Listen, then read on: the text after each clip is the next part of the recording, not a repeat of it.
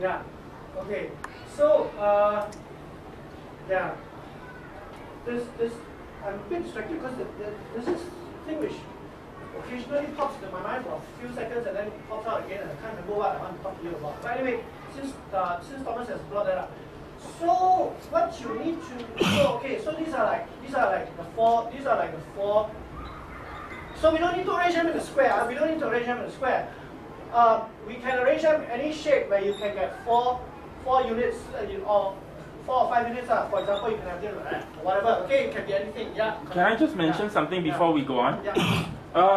Just to make things particularly clear, it's not possible for the avatars to move outside the bounds of these squares. So if you arrange them in an L shape, you can't cut across the corner of the L. Okay, just to make that perfectly clear to everybody.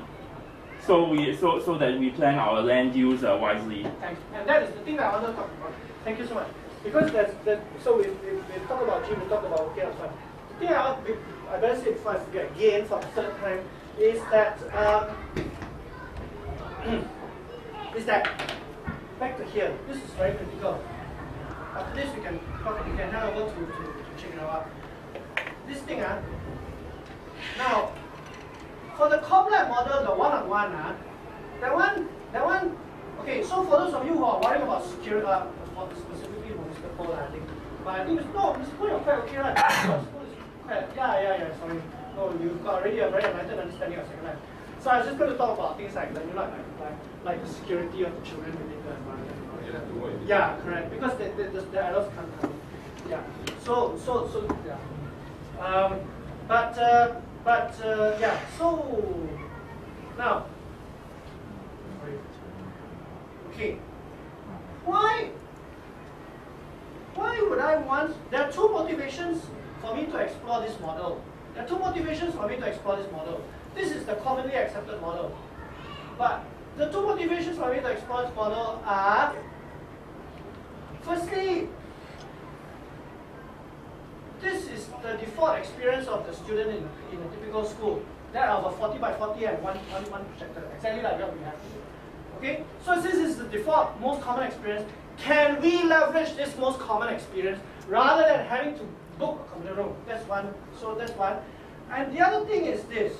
The other thing is, for those, okay.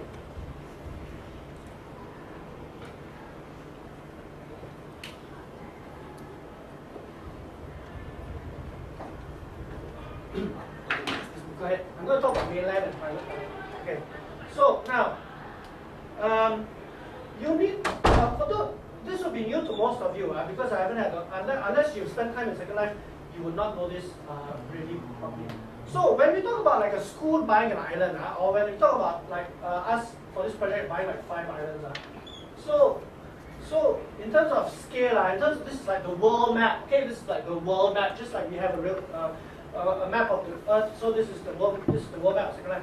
So we have these like islands all over the place. Okay, some are larger, some are smaller. For example, the University of Texas one is pretty big. Okay, so it becomes an archipelago. Okay, now all these are so-called private islands. Private in the sense that they are paid for. No, I shan't go into that. So now contrast this. So these are private islands. Contrast this with what is known as the mainland. So just like we have continents like North America. I shan't go bother trying to draw North America. Then maybe we have Africa, and so on and forth in real life. So we have large land masses in Second Life. Now there's a reason for me to tell you all this. I'm not just saying this to waste your time. On the mainland, the problem with it's not a problem. The mainland is anybody who has a Second Life account can go and access it.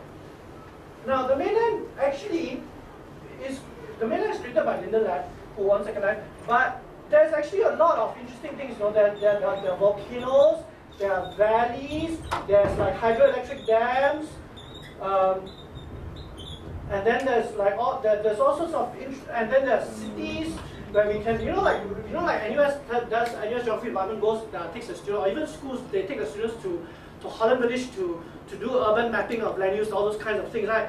We can do that in Second Life too because there are cities in Second Life which have that kind of thing. The thing is, of course, on the mainland, and the mainland is full of context because the Lindens have bothered to develop it and landscape it very, very authentically. So you have snow, you have tundra, you have deserts, you have forests, and you have everything. The problem is that the mainland is accessible to the general public. So from a from an education point of view, usually they don't touch the mainland. The default model has always been, oh, okay, you want an education in Second Life, use a private island. Why? Because the assumption being made is one-on-one. I am saying there's a whole lot of scope for teaching and learning geography on the mainland, but we can't do that with a one-on-one model because we cannot afford for the students to like run havoc all over the place, and more than that, we don't want them to interact with the kinds of bad people that we get on the internet. Okay, I'm using it as a cliche.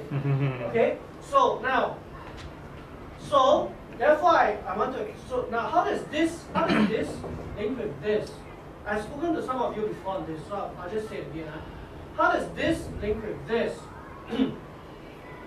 The link is that one possible conception which I can talk to you, which we can explore together as a group of professional pedagogy people, is that, for example, since there's only one computer in the classroom, right?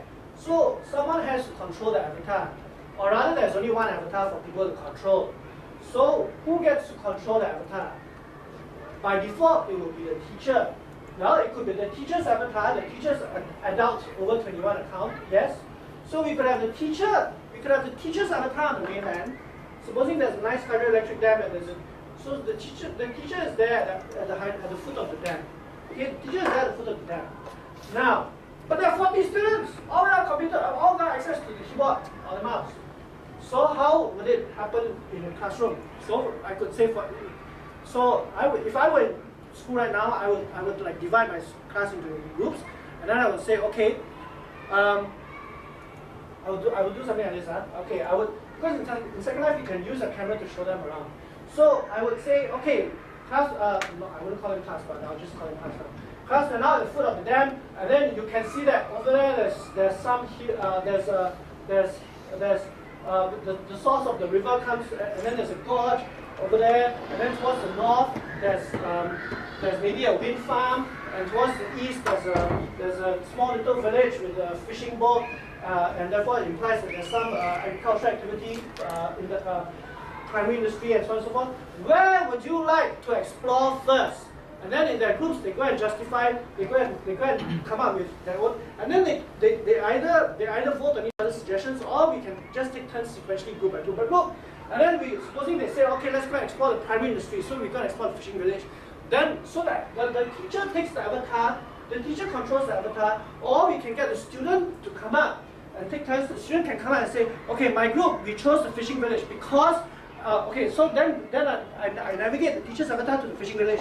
Now at the fishing village, now the student or the group members have to say, we chose to explore the fishing village because of such and such and such. And then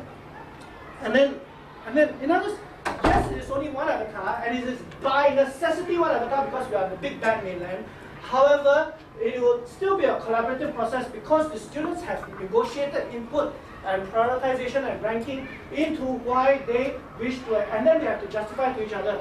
Oh, I think given the amount of time we have, we can't afford to explore the monsoon forest and the gorge at the same time, so we have to choose. Okay, fine, we choose the gorge because the gorge is a pretty interesting gorge. It's not just steep-sided and V-shaped, but it's maybe asymmetric. So maybe one side of the slope is more, and then we can start to come up with geographical hypotheses. Why is that?